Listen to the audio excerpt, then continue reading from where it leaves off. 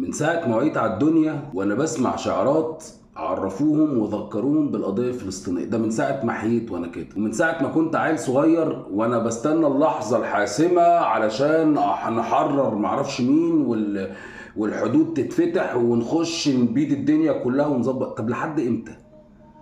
طب ما هو على الحلم ده انتوا عارفين فات كام سنة؟ فات 25 سنة ولحد دلوقتي بنقول نفس الكلام. في ايه يا جماعة؟ ولحد دلوقتي بيقتلوا الأطفال، ولحد دلوقتي بيعروا النساء، ولحد دلوقتي بيفجروا البيوت وبيفجروا المساجد وبيفجروا المستشفيات.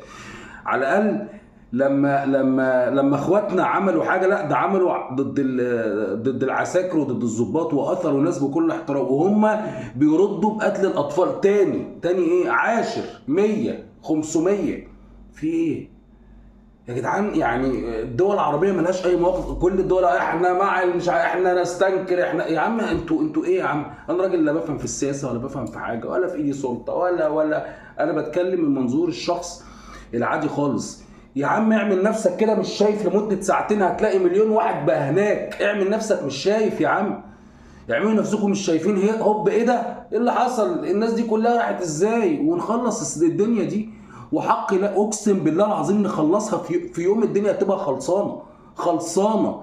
اذا كان احنا بنموت بعض عشان 20 جنيه، امال بقى لما حاجه ليها علاقه باخواتنا وليها علاقه بطار شخصي لينا وليها علاقه بديننا هنعمل ايه؟ هنكسر الدنيا. مش هنخلي واحد فيهم موجود، مش هنخلي واحد يحيا في الكون ده. هنخلص عليهم كلهم، هناكل اجبادهم كده بايدينا بسناننا. في ايه؟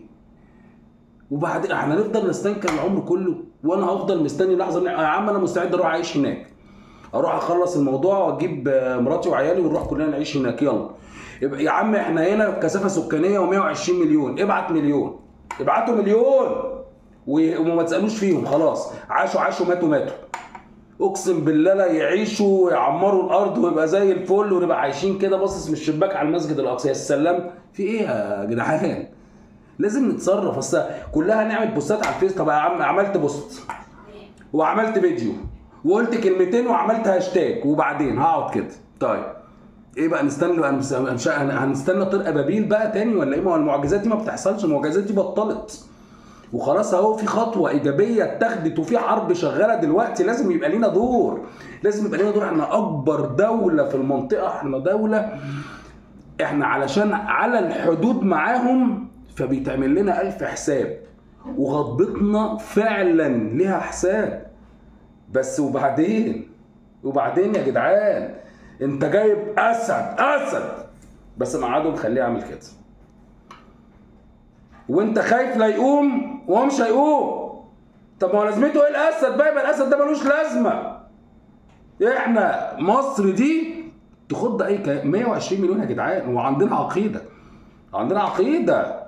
اذا كان احنا فينا يا جدعان ده انت شوف اي خناقه في اي شارع. خناقه ايه؟ واحد ادى لواحد كلاكس ما عجبوش، ممكن ينزلوا يفرتكوا بعض الاثنين وما يعرفوش بعض.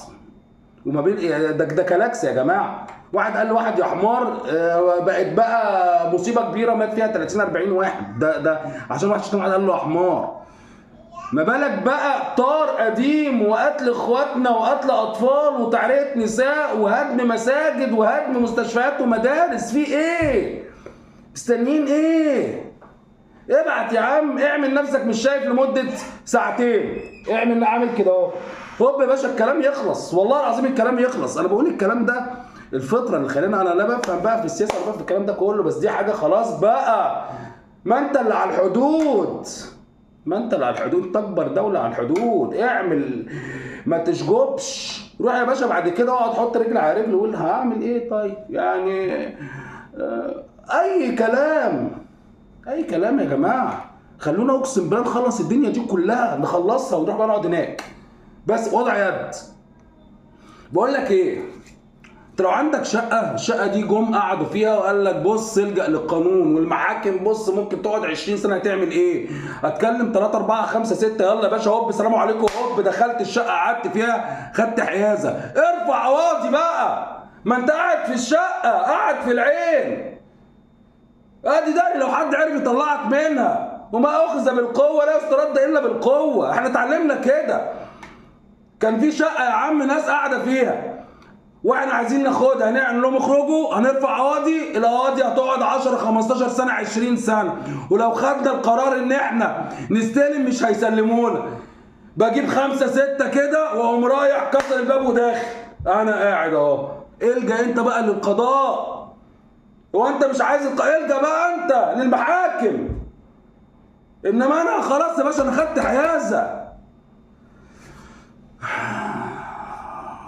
يا جدعان في ايه؟ اي كده حركه جدعانه كده، حركه جدعانه كده، مشوا الدنيا معانا الله يبارك لكم، مشوا الدنيا معانا. غلط كده نكون مصر كده وقاعدين كده، غلط غلط يا جماعه غلط. مصر واكبر دوله ومش عارف ايه واسود ما بيعملوش حاجه، يبقى مش اسود بقى. هي جايه، هي انا حاسس انها جايه. ايوه جيبها وخلي الدنيا حلوه. والله العظيم عارف هتلاقي ناس ما بتصليش، هتلاقي ناس ملهاش اي حاجه، اول ما تعرف ان في حكايه وفي معرفش اخواتنا بيتضربوا، وفي معرفش يقول لك دي زي امي، دي زي اختي، دي زي معرفش مين، ده الراجل ده زي ابويا، انا هروح. هي الفطره هتقول لك انا هروح، حتى لو انت ما بتعملش حاجه في حياتك. عارف لو مسجل وماشي عامل كده اهو وقلت لك يا زميلي انا رايح، طب رايح امتى؟ انا رايح يا عم.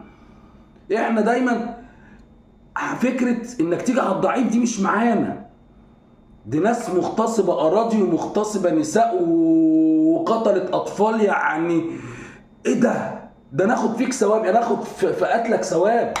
ايه يا جماعه؟ يا ريت يا جماعه يحصل حاجه، والله يا ريت هنتبسط. انا بقول لك انا اول واحد رايح